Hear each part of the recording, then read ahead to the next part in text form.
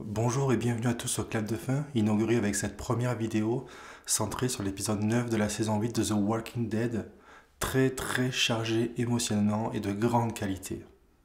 Vous l'aurez deviné, une chaîne en partie dédiée aux séries avec des shows tels que Game of Thrones, The Walking Dead, Vikings, Stranger Things, Westworld et bien d'autres œuvres moins plébiscitées. Avec des rendez-vous hebdomadaires où chaque semaine je reviendrai pour un décryptage de l'épisode en cours de diffusion. En l'occurrence, là, ce sera The Walking Dead pour les 8 prochaines semaines. Pour mon lancement, j'ai grandement besoin de vous, ne serait-ce que pour exister sur YouTube. Alors, si vous avez aimé la vidéo, n'hésitez pas à fracasser le pouce bleu, abonnez-vous, partagez, commentez, je compte sur vous.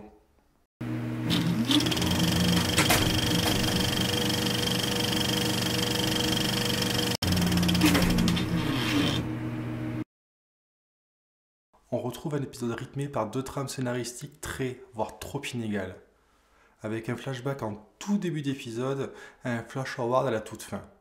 Ce flash-forward sera analysé et décrypté en toute fin de vidéo, et donc il contiendra sûrement beaucoup de spoilers, vous serez prévenus. On commence le décryptage de cet épisode avec la déception, une vraie déception, et c'est justement où on obtient un début de réponse sur la libération du sanctuaire. Et clairement, là où on imaginait un vrai tour de force pour se sortir de cette situation et contrer la meute, au final, la scène à laquelle assiste passivement Morgan est beaucoup trop minimaliste, comme si le plan originel du groupe de Rick était finalement faible et très facile à renverser, où il suffirait juste de tuer quelques walkers et ainsi leur cadavre au sol qui empêcherait les autres d'avancer. Ça manque tout de même un peu de crédibilité, non? Morgan poursuit alors le convoi mené par Gavin qui se rend justement au sanctuaire et on retrouve justement là-bas en mission d'infiltration Carol, le petit Henry et justement Morgan. Et c'est justement là que Carol va se rendre compte du changement radical de Morgan, avec un Morgan qui est devenu vraiment un personnage très dark tout de même. Pour commencer mon propos, j'ai beaucoup de mal à analyser et à comprendre ce que le showrunner, les auteurs veulent nous faire comprendre pour le personnage de Morgan. C'est compliqué. C'est très compliqué. J'ai ma petite théorie là-dessus. Et rappelez-vous son réveil au relais satellite dans l'épisode 2, en véritable Terminator, tuant tous ses ennemis à la volée. Son combat avec Jésus même, où il semble totalement perdre ses esprits, il perd pied. Et puis lorsqu'il introduit sa main dans les viscères du sauveur, et il ira jusqu'à même lui retirer les intestins devant un Gavin juste médusé, choqué, et qui justement il poursuivra tel un vrai serial killer. Je crois que Morgan a subi une vraie fracture psychologique, dans le sens où, rappelez-vous, je crois que c'est en saison 6, à Alexandria, dans la petite chapelle, où justement Rick et Morgan ont une conversation quant au futur de Morgan et de son apport pour le groupe, où il lui demande, il lui impose même, de ne plus neutraliser ses ennemis, mais seulement de les tuer, véritablement, et tout simplement. Et je crois que Morgan, il a vraiment pris les mots de Rick au premier degré, et comme s'il était, je sais pas, conditionné par ces mots, vraiment hein, conditionné. Et j'ai l'impression qu'il n'a plus aucune nuance dans son comportement. Peut-être aura-t-il besoin de s'isoler, temporairement, définitivement. Peut-être que les showrunners vont tout simplement l'éliminer et le tuer. Je ne pense pas, mais c'est une possibilité. Il est à noter que l'acteur rejoint au moins temporairement le casting de la saison 4 de Fear the Walking Dead qui débutera en avril, justement, mi-avril. Et cette scène offrait justement un contraste saisissant avec Carl et ses propos juste quelques secondes avant, où il évoquait justement, dans sa jeunesse, environ au même âge qu'Henry, sa facilité à pouvoir tuer des humains, et que son père, comme le fera sûrement Ezekiel dans les prochains épisodes, l'avait guidé vers un destin diamétralement opposé. Et donc oui, la transition est toute trouvée, on va maintenant se diriger vers Carl. Son apaisement et son calme pourront paraître pour certains un tout petit peu exagérés, mais le ton donné pour la narration, l'écriture et les messages remplis de sagesse, distillés pour la suite de la série, sont juste de haute volée. Et justement, j'ai vraiment envie de reprendre la première séquence de l'épisode avec le flashback retraçant les dernières heures de Carl, qui sont vraiment extrêmement touchantes et j'ai vraiment envie de les mettre dans cette vidéo parce que ça m'a vraiment ému et je trouvais ça tellement fort.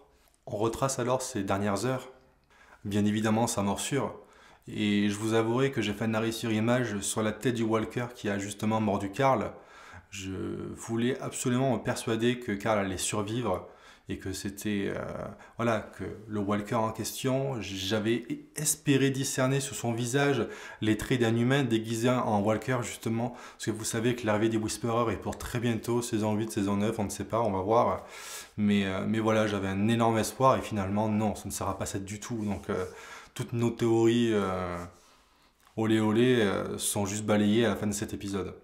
Puis l'on retrouve Carl et la rédaction de ces lettres d'adieu, qui je pense joueront un rôle prépondérant dans la psychologie de tous les personnages dans cette saison 8, mais aussi pour la suite. Il va vraiment laisser un héritage énorme, je pense.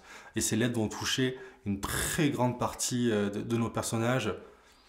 J'aimerais voir une lettre faite pour Negan, ce serait vraiment un joli clin d'œil.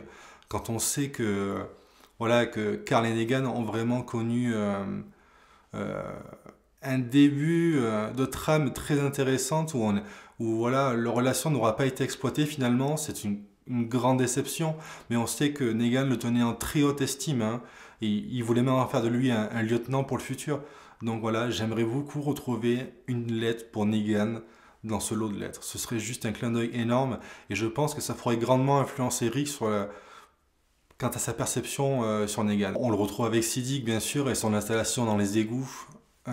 Où on remarque juste une complicité tellement évidente, ça crève l'écran et on a envie de se dire que c'est vraiment dommage qu'on ne puisse pas retrouver ces deux personnages-là ensemble dans les prochains épisodes finalement. Et pour finir, les derniers moments avec sa petite sœur Judith qui sont super touchants. Le climax de l'épisode sera justement atteint avec la scène entre Carl et Judith, hein, où Carl lui lègue son chapeau, où Carl lui dit que c'est elle qui vaincra le monde maintenant et que ce ne sera pas lui. Et clairement, on voit un vrai passage au flambeau définitif pour Judith. Hein, donc ça faisait chaud au cœur et cette scène se termine justement avec les pleurs stridents de Judith. Puis vient le tour de Siddiq qui bien sûr se sent coupable et rongé par les remords et qui devant Michonne et Rick, voilà, il sait pas vraiment où se mettre, il s'excuse presque devant eux et c'est très touchant et on sent que la scène est en train de partir dans un moment dramatique hein, et finalement Siddiq, l'acteur, reprend la scène en plein vol et il la sublime, il la transforme en quelque chose où il va vraiment transcender la mort de Carl pour en faire une signification, un symbole, un héritage qui restera gravé en lui et à tout le groupe de Rick. Et c'était vraiment une scène intense. Et encore une fois, l'acteur, Siddiq, dans des conditions très particulières, en l'occurrence un épisode où on perd Carl quand même, et c'est sa première vraie scène, il est juste bluffant. Et vous l'aurez remarqué, tout au long de la saison 8, et ce jusqu'à la toute fin, Carl n'aura de cesse d'insuffler à son père des notions de long terme, de cohabitation, de pardon, d'espoir aussi, où il devra véritablement déposer les armes et accepter les sauveurs restants. Et comme il l'a fait après le conflit avec le gouverneur et à Woodbury, Carl fera tout ce qu'il peut pour protéger, rassurer et minimiser sa mort aux yeux de Michonne et de Rick. C'est fou comme les rôles sont totalement inversés. Et il les épargnera même de lourds fardeaux de devoir mettre fin à ses jours, là où lui, justement, dans la saison 3, avait dû achever sa mère dans des conditions similaires. Voilà, que dire de plus? La classe, vraiment, la classe, c'était juste magnifique. Donc voilà, on a fait le tour sur les deux personnages sur lesquels je voulais vraiment revenir dans cette vidéo-là. C'était vraiment Morgan et Carl. J'ai laissé tomber pas mal de personnages, mais on y reviendra dans les prochains épisodes, c'est sûr. Et là, je vais aborder le flash-forward qu'on retrouve en toute fin d'épisode. C'est vraiment la dernière séquence. Donc je précise, le flash-forward, c'est vraiment une ellipse temporelle dans le futur, hein, dans laquelle on se retrouve plongé dans une narration qui sera sûrement en toute fin de saison, j'imagine. Et je préviens en tout cas tout le monde coupez la vidéo si vous ne voulez pas être spoilé de certains indices qui auront été laissés et disséminés vraiment tout au long de cet épisode, hein. Et donc oui, on retrouve un Rick adossé et blessé à un arbre, hein. Et justement, cette séquence-là appartient au même plan où l'on a vu Rick plusieurs fois dans les épisodes 1 et 9 en particulier. Vous savez, avec ce gros plan sur les yeux un petit peu rougis, où vraiment on sent qu'il est allé au bout de lui-même dans un effort surhumain, hein. On peut imaginer beaucoup de choses, bien sûr. Et, euh, et voilà, et ça fait partie de la même séquence. Et c'est cette séquence-là, justement, où il dit les mots ma miséricorde prime sur ma colère. Bon, c'est un peu plus classe en anglais, mais bon, j'ai pas envie de les dire. Et voilà, et justement, juste après cette petite phrase, on voit un rictus, on voit Rick sourire, et on voit Rick sourire, et il se sent, j'ai envie de dire, soulagé, même surpris même. Et tout ça me laisse penser que peut-être va-t-il respecter la promesse et la volonté de Karl et de déposer les armes. Ce qui marquerait peut-être, encore une fois, la fin du conflit avec les sauveurs. Euh, Sa clémence envers les sauveurs restants aussi. Peut-être même sa clémence envers Negan, où il le laisserait en vie.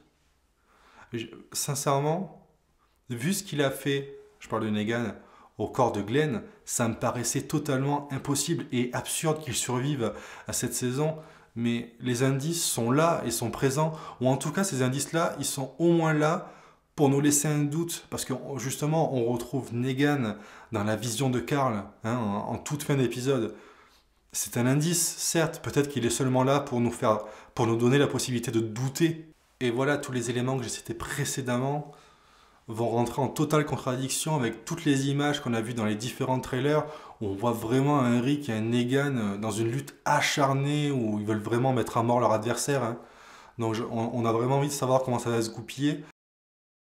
Le showrunner sait encore faire des épisodes de qualité, comme l'épisode 5 de la saison 8 avec l'arc sur Negan et les Sauveurs qui était ultra intéressant.